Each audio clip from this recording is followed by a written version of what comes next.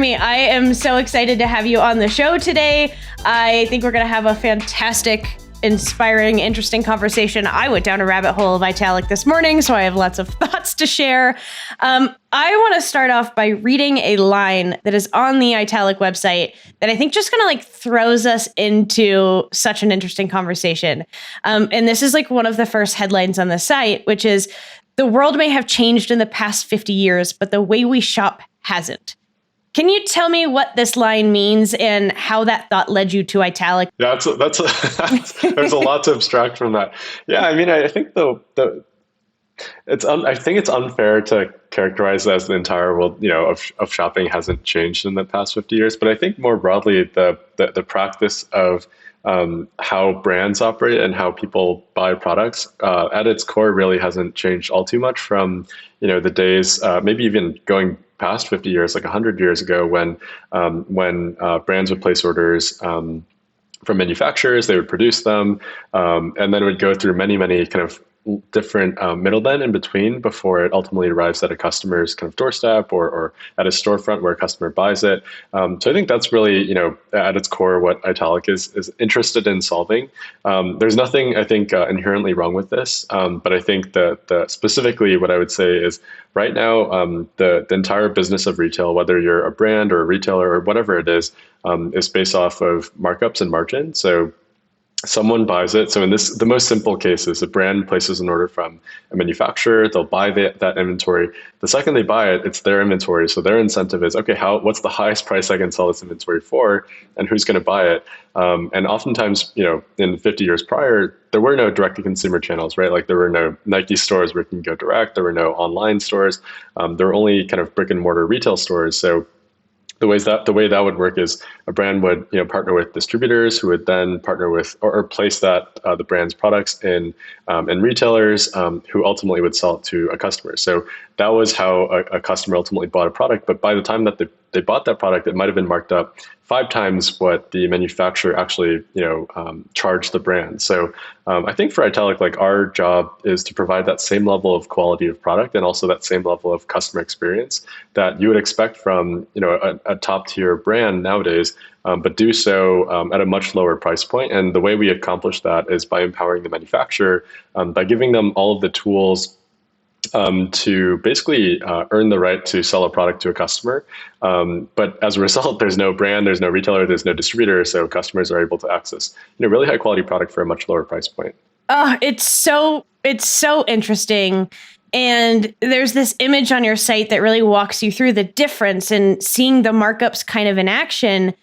And something that really caught my attention was this idea that the people who are winning in the end of this kind of quote unquote traditional model, and like you said, it's not necessarily right or wrong, but there's an opportunity for a different model like you've done at Italic. But that you said the people who kind of lose out in the end are the manufacturers who make the products and the customers who buy them. And that's a pretty big disadvantage to both of those sides of the equation. So with Italic, you've really put the power back into those subsets of the supply chain. That opens up this really interesting conversation where a lot of times we're talking about, brand as a growth lever, or the channels you're on as a growth lever, or social media as a growth lever. And this gets into this interesting concept of the supply chain as your biggest growth lever. Can you talk about just that idea and the concept of using the supply chain and using the manufacturer's reputation and already capabilities as a big growth lever for the business? I think the way I would answer that is, manufacturers historically have to give up. There's no existing distribution channel for a manufacturer, right? The only way a manufacturer makes money is cost plus margin. So typically, a brand will order inventory from a manufacturer. The manufacturers typically make 15 to 25% conservatively on the existing cost of goods. So think about materials, labor, getting that material into the factories and so on and so forth. So if you quantify that, that's let's say it's a $16 cost of goods to produce a backpack, right?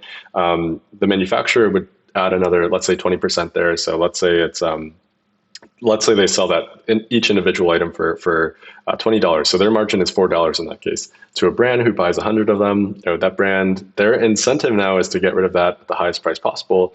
So historically, that brand might have sold it to a retailer for, let's say, $50 a pop, so 50-50 split. Or let's say, a keystone pricing. So let's say they actually split the revenue from subtracting the cost. Either way, like, they're placing it with the retailer who ultimately sells it to a customer, and the retailer's job is to acquire that customer. So thereby, the retailer keeps the highest margin, also by taking the largest inventory risk at the end of the day. On the flip side, though, in direct-to-consumer brands nowadays, they don't have, a lot of them still do brick and mortar retail, but for the most part, they're selling their items through Google, through Facebook, nowadays of which they've gotten really expensive, right? So they're equivalent to selling through brick and mortar channels. So I think the way we kind of try to turn this on its head is, in the traditional model, either way, like we're talking about like a 5x markup in this case. So that $20, sale to a brand, it'll ultimately be purchased by a customer, whether that's from the brand site or brand store or retailer store, for about $100. So an $100 transaction, a manufacturer made $4. In the Italic model, what we try to do is give the manufacturer the same set of tools so that they have a turnkey distribution channel where they don't have to do anything differently. We provide our fulfillment network, our payment orchestration network, our design and development services, our creative services, everything that the manufacturer doesn't have any competency in, so that they can access a new channel for the first time. But also in this case, they take inventory risk. So the big difference, I think, to your point, is where's the growth lever in this case? I would say it really stems from, if you think about cash flow dynamics. In the brand's case, like, no matter what the incentive is, every single year I'm going to go back to the manufacturer and try to negotiate a lower cost. Yeah. And every single year I'm going to try to up my prices a little bit with customers, so I can, overall I'm going to expand my pie, right? And historically $100 sale, I might have made $70 last year. This year I might try to make 75, and so on and so forth. Because each incremental customer is a little bit harder to convert. Each order, you have a little bit more volume. So inherently, the incentives are at odds with the manufacturer who's being compressed, and with the customer who's paying a higher price for it, even though the product fundamentally hasn't changed. Whereas in Italic, like, if the cost of the product actually decreased, the manufacturer has the ability, in our case, to drop the prices, which we've done many times over by now. And it might not be huge. It might go from like $100 to, let's say, $95 in a year, but that's still meaningful over time if it compounds. So I think the real growth lever in terms of cash flow is we don't have to, as a business, Italic doesn't have to front cash and capital locked up in the form of inventory, but instead we invest in infrastructure that may start out as capitally intense. So think about like warehousing and an in-house kind of creative studio and so on and so forth. But we can spread that cost over a number of, like, by now thousands of SKUs and many manufacturers, and also over the course of the long run. So incrementally, each one gets a little bit cheaper for us to basically produce, or at least creatively produce or ship and so on and so forth with the most literal form of economies of scale as possible.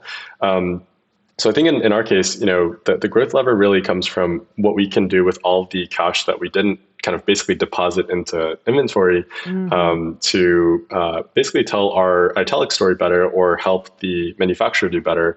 And hopefully we can spread that cost over the long run. So it's a long-winded answer to your question, but hopefully some of that made sense.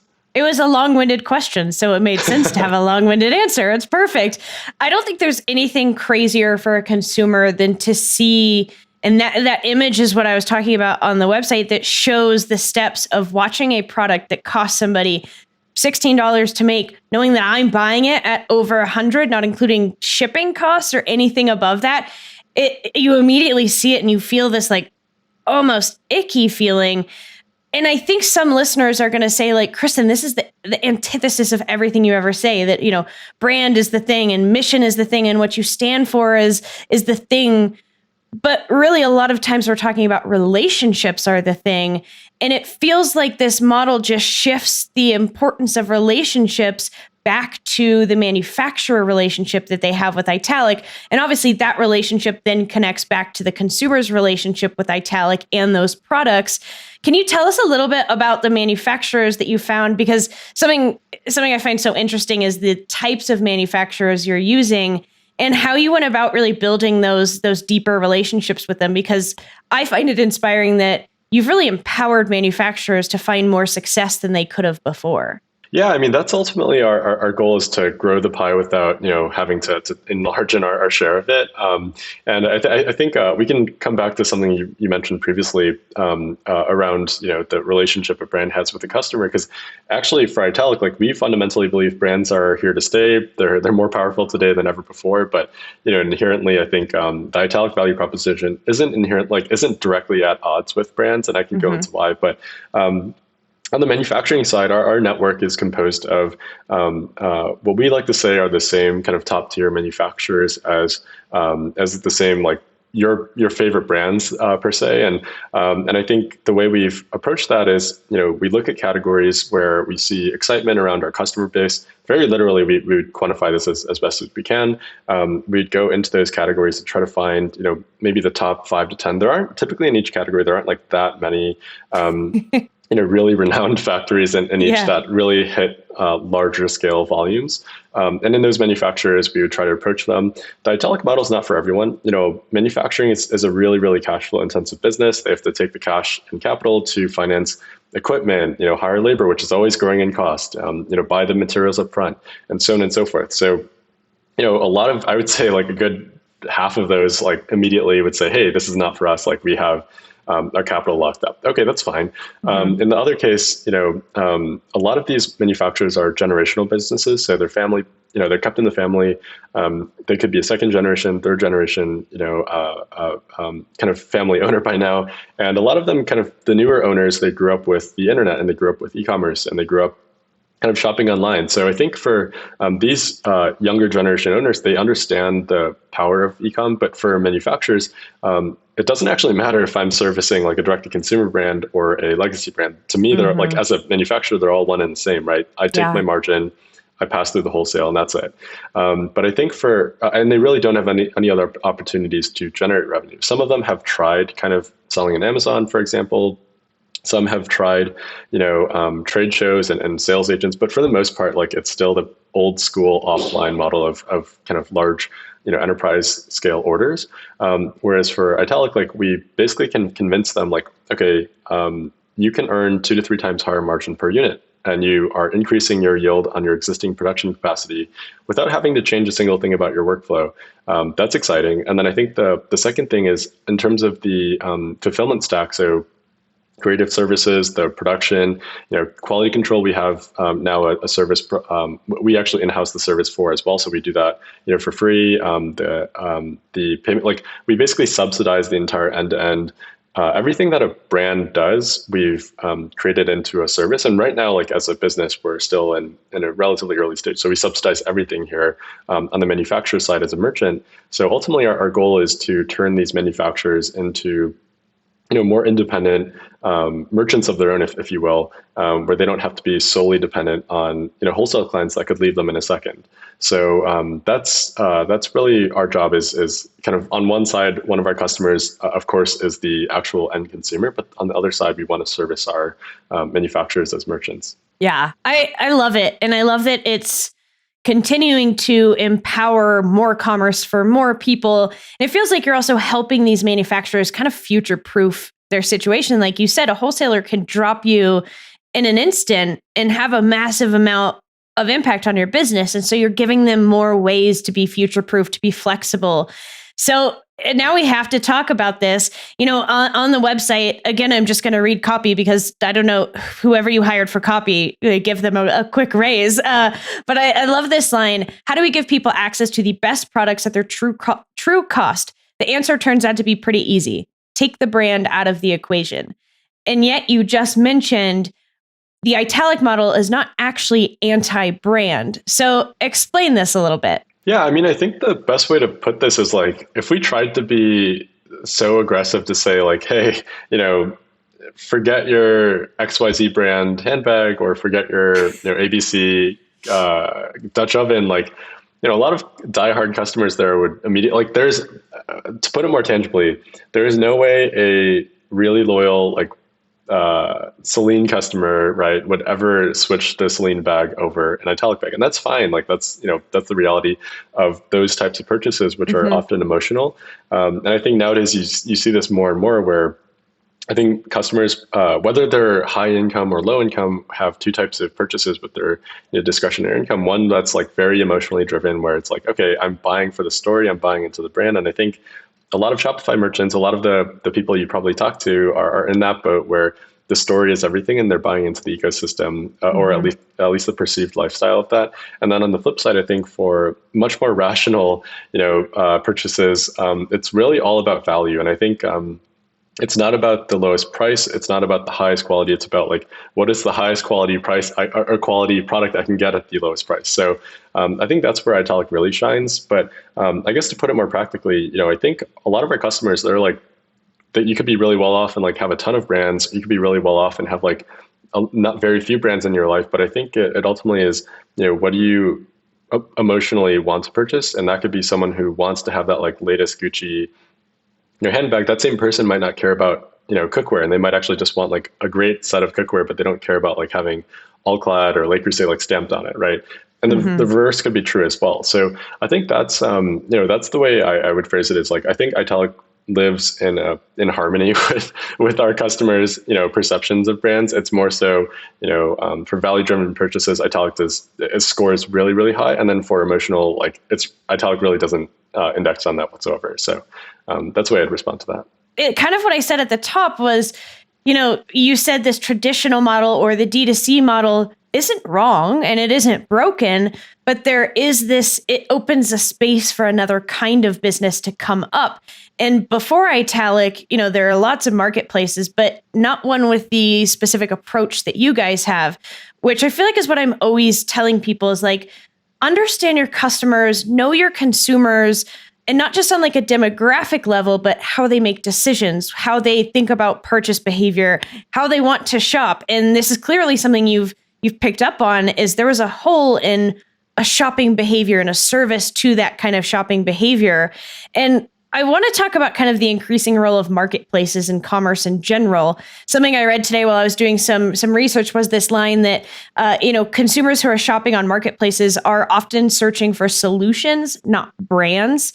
And it reminded me a lot of like the jobs to be done model and approaching marketing in what is the job that my customer is looking to complete.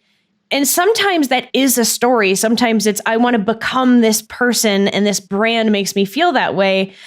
But also sometimes it's just, I want to find a nice backpack at a reasonable price that's going to last me 2 years. And I don't want to have to go into a store to find it. And that's not a definable demographic. It is a mindset.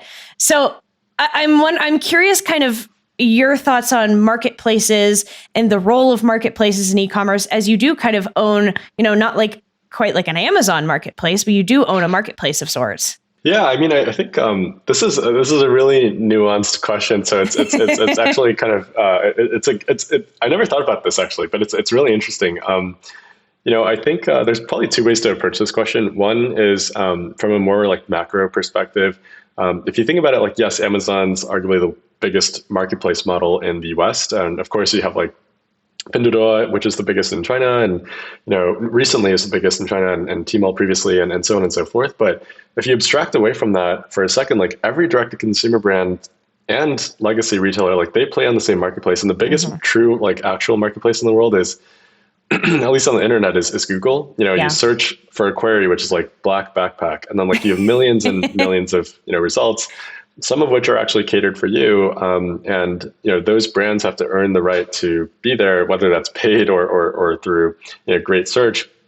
But generally, they have to like earn the right to be, get you to become a customer. So I think it's interesting because everyone, whether you're Amazon or a new kind of brand starting yesterday, like you still have to compete on that same ecosystem. And then of course, if you zoom in more narrowly, and by the way, I guess going back to that point, I think to your point, like most search terms for products nowadays don't actually include a brand. So people are searching for like black backpack, not like brand black backpack more frequently. So I think the customers are now smarter than ever before, but they're also exposed to so many more choices than they were previously. So it's becoming hard to discern, I think, like what is great versus what is good and what is a bad value purchase. And even on Amazon nowadays, there's a lot of kind of gamified review rankings where it might seem great and then you get it in the mail and it's like actually not so much. So, Yeah. and that's not a knock on Amazon specifically. It's like, it's a challenge that I think any marketplace, true pure play marketplace has to deal with. I think on the flip side, on the marketplace model itself, there's really, I see it as there's really two ways to get to solve for discoverability. And to be honest with you, Italic does neither well today. One is to kind of build the feed model, one is to build the search model, which is kind of more classic in nature, which is like, tell me what you're looking for, and I will show you every option that I have in my marketplace like that refers to you, and I'll stack rank that based off of, whatever I think you would be most into or most likely to transact on. Mm-hmm. And I think in those cases, like the more, you can talk about like secondhand marketplaces, you can talk about like, Amazon marketplaces where it's, third-party sellers on a first-party platform. I think generally speaking, that's an extremely competitive place to play. And I think the reason why it's really competitive is like it's all based off of like branded merchandise that you mostly can find elsewhere. So product that you can find on Walmart.com, you can also find on Amazon.com, and so on and so forth. A similar, I think, content issue is happening with the whole like streaming wars between Netflix, Prime Video, and so on and so forth. And exclusivity is really increasingly important. And I think that's why you see kind of historical search-based marketplaces, or even just like traditional big box retailers like Target, do really well with more exclusive products. And you see this with all of like their 40 plus, first-party private labels, as well as Amazon's Basics line and so on and so forth, of which Amazon's Basics line is like the smallest by penetration compared to all retailers. So I think it's always like an unfair comparison. And then I think on the more like new shopping wave, I guess from 2016 onwards, I would really say in marketplaces, like it's largely been based off of feeds. So this is where you see like Pinterest do really well, Wish, Top Header, in China, Pinduoduo, like those are feed-based kind of. You very rarely search for products, but it's more passively recommended to you based off your past shopping behavior. And these are really like, you have to be a technology business. You actually cannot like subvert that and try to like buy a tool for it.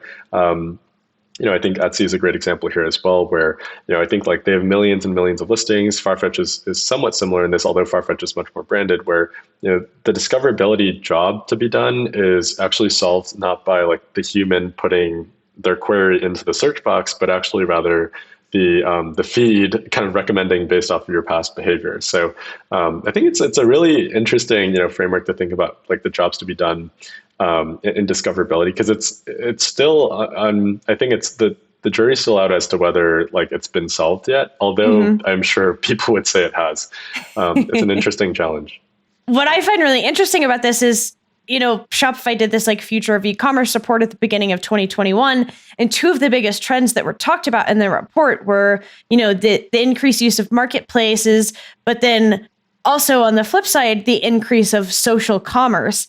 And it feels like this feed model of a marketplace kind of brings in both of those things together, where you are having that like kind of that Pinterest scroll. It feels like a social action, and you're on a marketplace where you have access to more products. And I'm guessing that a lot of this comes down to building a really, really good customer experience on that site, which is why you're talking technology is so important, and making it a good experience, because it's not like I'm going to put in a query and get the cheapest product. It's kind of that scrolling experience, that social experience, and then stumbling upon things. How do you guys think about brand experience at Italic, with Italic kind of not being a massive brand of itself, but you're still building kind of a narrative and an experience around it? Yeah, I mean, that's the advantage that I think Italic has is all of our product is basically exclusive to Italic because we developed it. And we do this with manufacturing partners, not brands. So we have a lot of control over the creative, the pricing, the story we tell. So unlike, other retailers or brands where on the brand side, you have to do this across like 5 to 10 different products, one of which or two of which might be your heroes, or unlike a retailer or a marketplace where you have zero control over, 90+% of your inventory, creatively at least.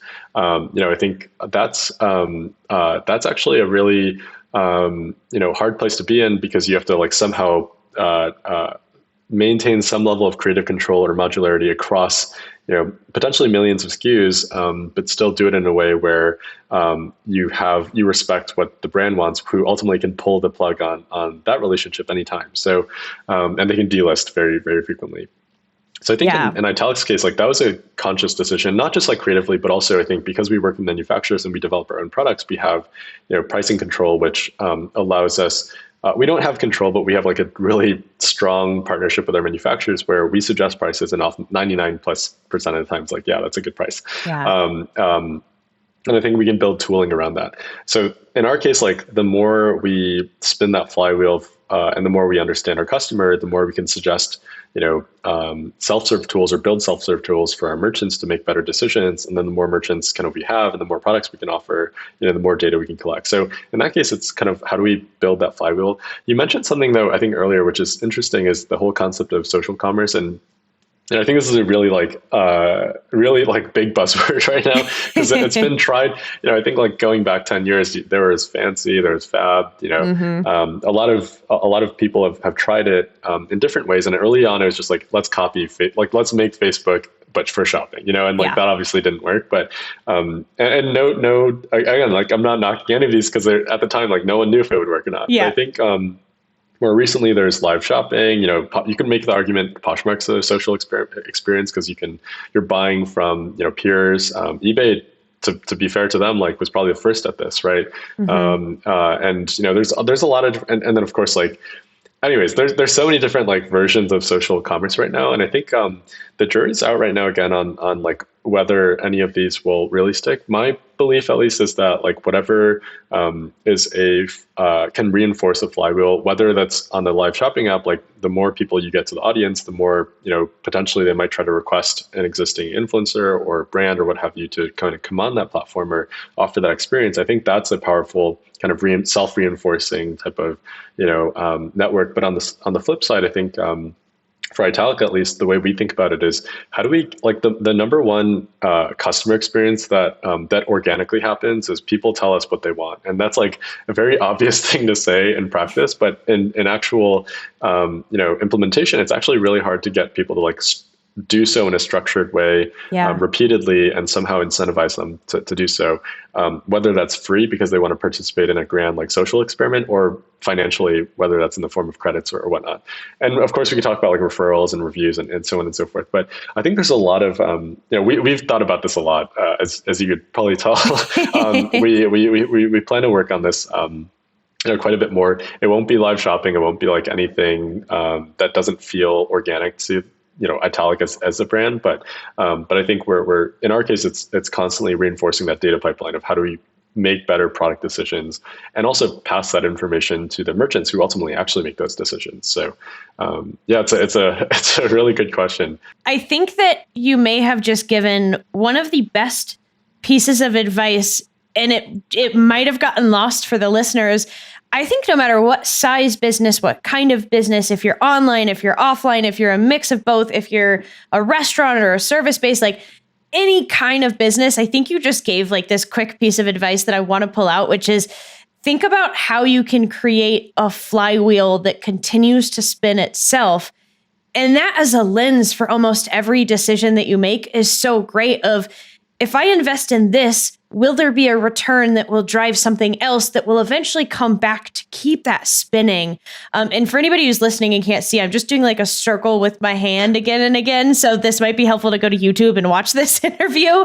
But I love that lens to put on it is this investment going to move something else that will then create a domino effect to build the business on its own? I mean, we think about this in, content is probably the most like visual example of this I can give is, listeners, think about this podcast that you're listening to right now is the beginning of a flywheel, because after this, maybe you go to resilient.shopify.com and you sign up for our newsletter. The content on that newsletter is coming from the interview. And then maybe you follow us on Twitter. The content on Twitter is coming from this interview. And then you go to YouTube and the content on YouTube is coming from this interview. And then because you've watched a bunch of videos, you listen to the next podcast episode. So now you can see how I've created a flywheel that I've trapped you all in. Just kidding. It's not a trap. I'm just trying to serve you really beneficial value. But I think that's such a good mental model to approach things with at no matter what size business you are. So I really appreciate that. Before we kind of wrap up, we have to talk about the really interesting approach to the subscription and membership model that you guys have done as well. I am a huge fan of subscriptions. I come from the world of retention. I've talked about subscriptions and memberships all the time, but I'm curious kind of why you decided to go this route, and if you could kind of give us an outline of what that strategy looks like. Yeah, I mean, hey, this is an ongoing experiment is the best way I can answer that. And kind of, to be honest, going back to like the guilt and fab and fancy references, like it's still yet to be, and in that era, a lot of those companies in the same generation like did great, but a lot of these experiments, like we don't know, like we just don't know if it over the long run it's a good idea or not. Yeah. But I think at the time the premise for us is we have an advantage. We have really two advantages. One is the core advantage for us is everything comes back to supply. We have a very differentiated, relationship with our merchants that is very different than what brands have, and also very different than what retailers have, because they're manufacturers and they're very different to work with. So I think in this case, we really thought about like, okay, what can we do off of that that puts us in a place where we can really use that as a strategic leverage point compared to those two references, whether it's comparing to direct consumer brands or comparing to kind of other marketplace businesses. And I think the answer really came from two things. One is the breadth of and quality of product. Like every single product we put out, we do basically have the Italic stamp on, right? It's like, hey, this should be the highest quality product for the lowest price point you can buy on the internet. And we do that exact same value proposition across like thousands of different SKUs. So I have to interject real quick for the listeners. Listeners, notice that if you're wondering like, oh, you talk about purpose-driven commerce all the time, or having a mission, or having a stance, or having an opinion being the biggest thing, like, even though Italic is saying we're not like this massive brand that puts a brand price onto the products, you are still living up to a mission and you have a stance and opinion. Okay, I'm just going to let that one go. Now go.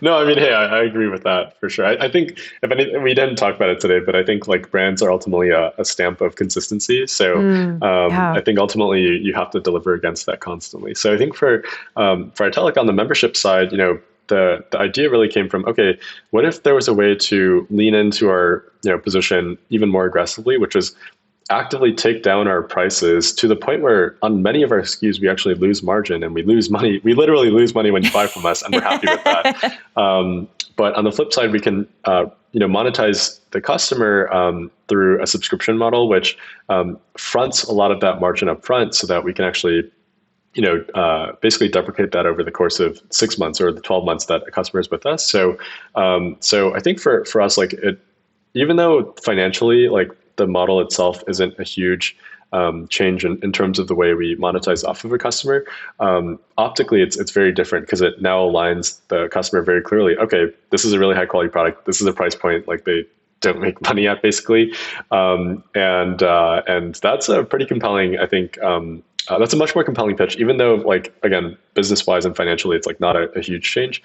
That's the pros. The downside, of course, is that, we just massively ramped up the barrier to entry. Because, like, you can see a beautiful ad for a candle, you click through, beautiful PDP, you add to cart, and then it hits you with $100, whatever our pricing experiment is right now, membership that you have to add to cart. And then, the drop off there is pretty sizable because a lot of people don't want subscriptions. A lot of people don't want memberships.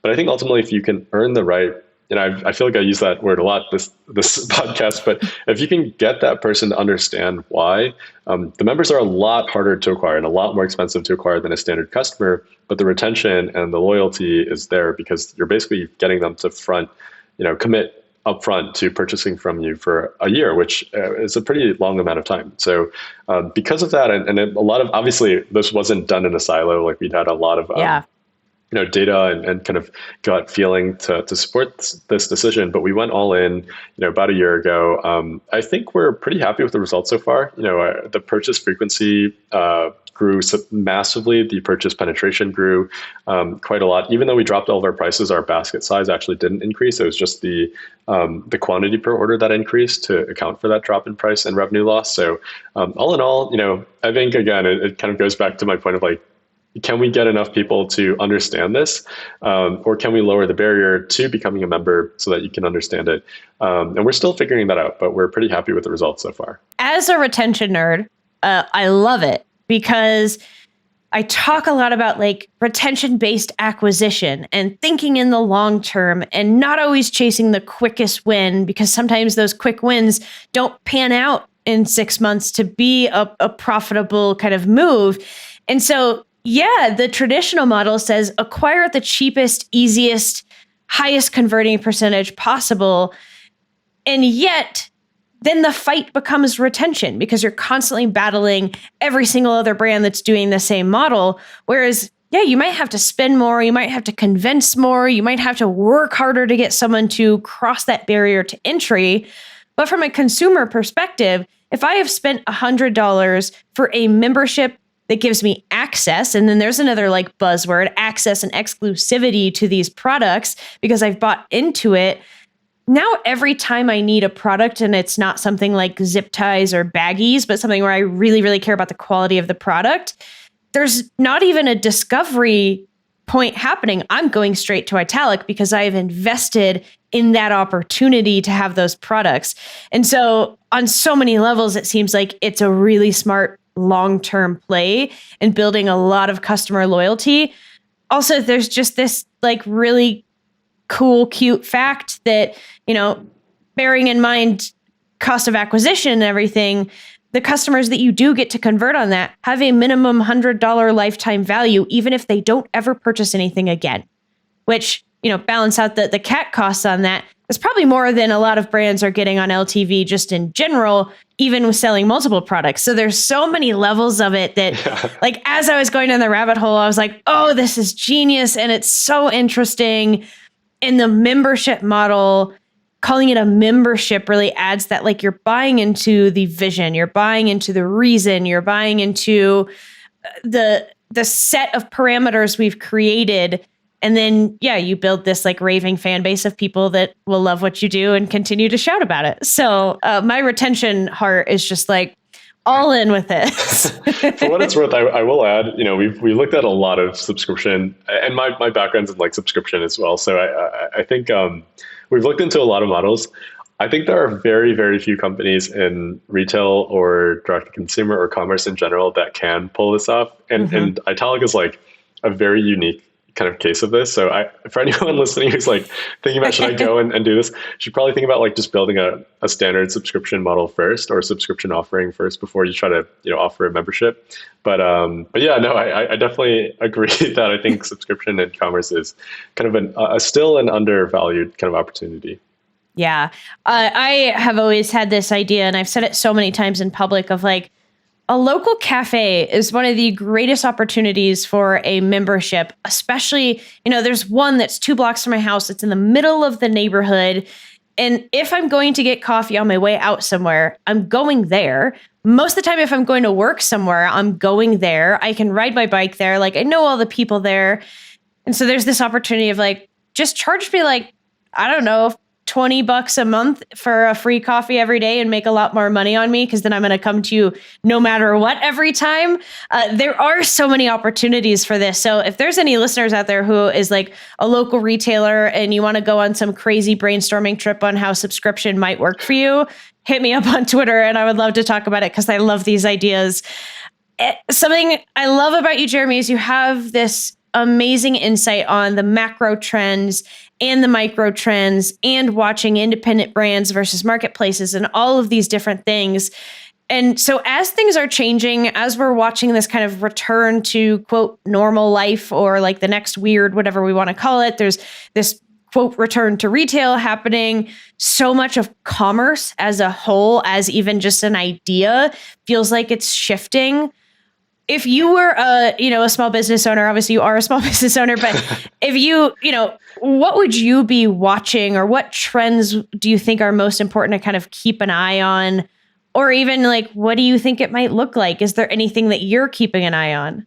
Okay. So I guess like, in terms of like general best practice, like I think, if I was a small business owner or like running a small brand, like what I would do is like get the basics right first. Like, you see a lot of these hot buzzy things like, live shopping and social, like what we talked about, social commerce, and, these really cool referral products and subscriptions, like all that's great. Like you should definitely look into it, but like you got to get the basics down first. And that's a hard lesson to learn, because I think it's easy to chase after whatever's hot. But if you do have those first, and you have a good foundation to go off of, I think offering live shopping, not necessarily by joining the platform, but rather like as an experience on your site or as a service to your customers, could actually be really interesting, especially for brands that have higher ticket values. And offering that like concierge service level kind of experience is I think could dramatically increase your conversions. I think in terms of more broadly speaking, I think I guess like I've started to see these trends of smaller brands banding together and offering kind of unique experiences. I'm not just talking about like doing a giveaway or what have you, although that's great too. More so, I think like you see a couple networks. I think one is called Co-op, one is called Hive, where you can actually like do interesting things at point of sale where you band together. I think it's interesting. Another that could be interesting, like if you're a small bootstrap brand that's looking to have a path towards liquidity, is right now the margins and premiums people pay on EBIT are probably at a historical like all-time high, especially with the amount of interest flowing into like Amazon roll-up companies, but also nowadays to kind of just pure play direct consumer roll-ups. So I think, it's an exciting time to be a small business kind of founder. But it's the thing I would just end that with is just like, there's no way anyone who claims to know the future has no idea what they're talking about. So I would say I have no idea either, unfortunately. Yeah. Jeremy, do you just want to write like the wrap episode of season 2? Because you just laid out 3 of the biggest trends we've learned in this season. It's fantastic. Oh, wow. Nice. Stick to the basics. Don't just chase the next big thing just at the sake of chasing it. Live shopping is one of the biggest things we've seen, even from the smallest brands. I remember like the second interview of the season was with a solopreneur who lives in Toronto. And the number one thing that helped her during the pandemic was, yes, starting an online store, but then just getting on Instagram and doing lives and talking to people and having conversations. And so you just highlighted so many of the trends that we're seeing. So I don't know. You want to just take over the show from here? Like, should I just hop off the mic from here on out? Transfer of hosts next week. Catch Jeremy as host of Resilient Retail. Awesome. Well, to wrap up, as normal, we ask everybody this question. Jeremy, what does resilience mean to you? I have no special answer here. I would just say startups are really hard. It's a million ups and it's a million downs. I think, sometimes you just have to roll with the punches and keep getting up, and you keep doing that until it works. So yeah, I hate to say it, but like that's I think that's what I would define as resilient. I love it. Jeremy, thank you so much for being here today. This has been such an interesting conversation, and I am excited to continue to watch what you guys test out and do at Italic, because it has just like spurred my brain in 1,000 different new paths. So it's fantastic. Thanks for having me. It was so much fun. Really appreciate it.